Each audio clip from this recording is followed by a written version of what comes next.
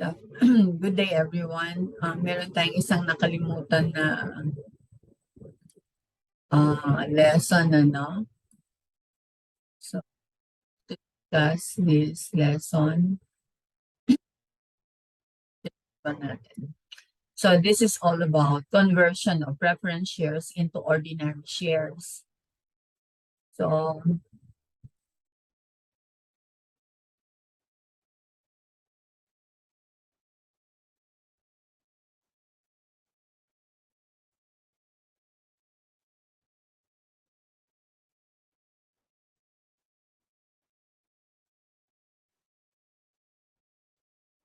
conversion of preference share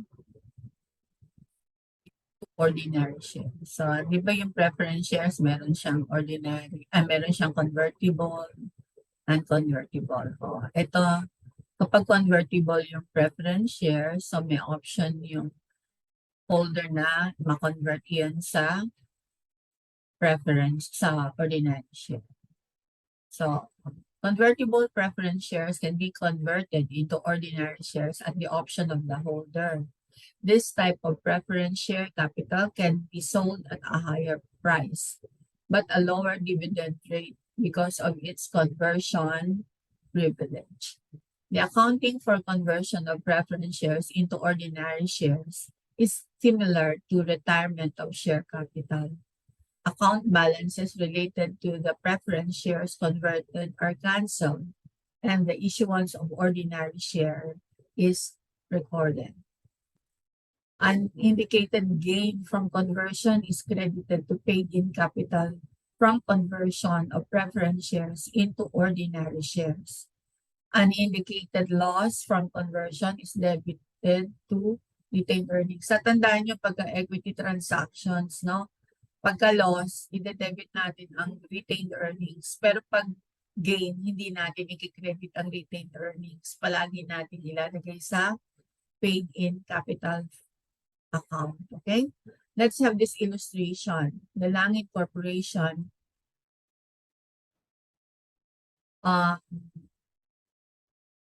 shareholders equity section contains the following information. So, ordinary share capital, 10 par, 50,000 shares, 500,000. Ordinary share premium, 100,000.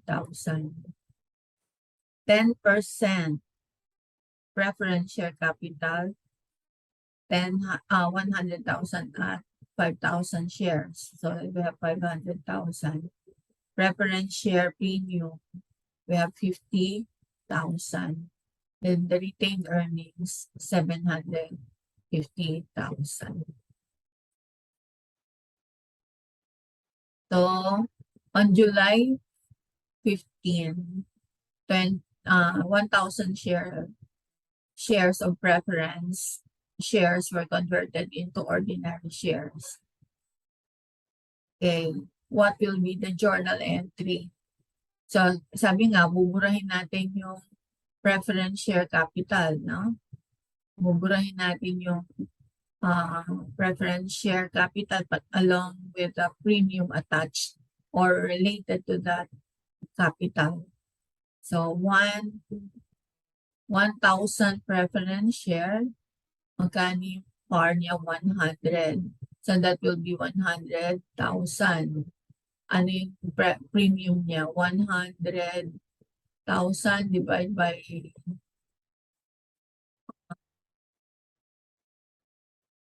50,000. 550,000 divided by 5,000 shares. So, magkano yun? 10 pesos. Tama ba? 10 pesos times 1,000 shares, that is 10,000. So, yun yung premium na related dun sa 1,000 shares ng preference share. I-debit natin, ika-cancel natin yun kasi ang normal balance na is credit para maging zero or mabawasan, i-debit natin. So, we debit preference share capital by 100,000 and preference share premium by 100,000. Magkano yung ordinary share capital na i-issue natin? 20 ordinary shares. So, 20 ordinary shares at par, the 10 pesos, that becomes 200,000, no? May difference na 90, 100 yung share capital, tapos 10 yung premium, minus 200,000. Meron tayong difference na 90, lugi, no? So, we are going to debit the retained earnings account. Always remember, pagka-loss, i-debit natin yung retained earnings. Pero pagka-gain, i-credit natin yung paid-in capital account. So, this will be the entry when there is somewhat loss in the conversion of shares. Debit preference share capital, 100,000. Debit preference share premium, 10,000. And debit retained earnings, 90,000, and credit ordinary share capital 200,000. So nabura na natin yung preference share capital at saka premium at na-i-record na natin yung issue na 1,000 ordinary share for those preference share capital. So let's take the second case, which is ordinary shares. 8 ordinary shares were issued for every preference share. So medyo may income dito, may gain. Kasi mababa lang yung number ng shares na i-issue natin for every preference share. So the same data, no? Preference share capital debit 100,000, preference share premium 10,000. Dito na lang nagkaroon na ng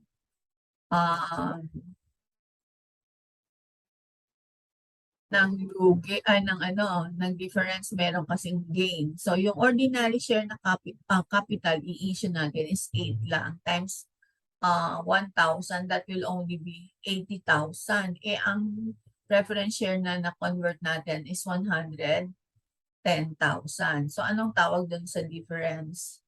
Hindi natin pwedeng consider na deduction, na addition sa retained earnings. Although there is somewhat gain, but this is an equity transaction. In equity transaction, hindi natin nire-recognize yung gain, yung loss lang. Ang gain palagi pinapasok sa paid-in capital account. So, ito ang pangalan ng account niya, paid-in capital from conversion of preference share into ordinary share. Ang dami, ang haba, no? Pero you have to memorize paid-in capital from conversion of preference shares to ordinary shares. Yun ang kanyang account title. Ang mahirap lang kasi sa corporation, mahahaba yung account titles na gagamitin nyo. So you have to familiarize dun sa yung mga with those account titles kung kailan nyo yung gagamitin.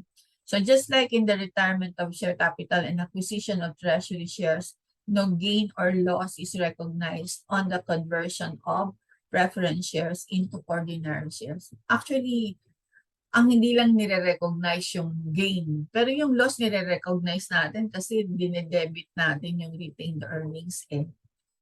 Pero pagka-gain, hindi natin kinikredit ang retained earnings. Inilalagay natin sa equity account na paid-in capital. Okay?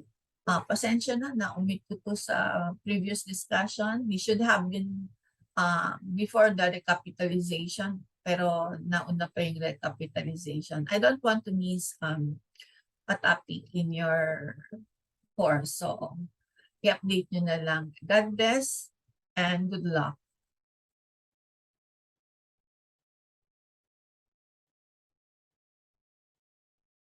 Thank you for a wonderful semester.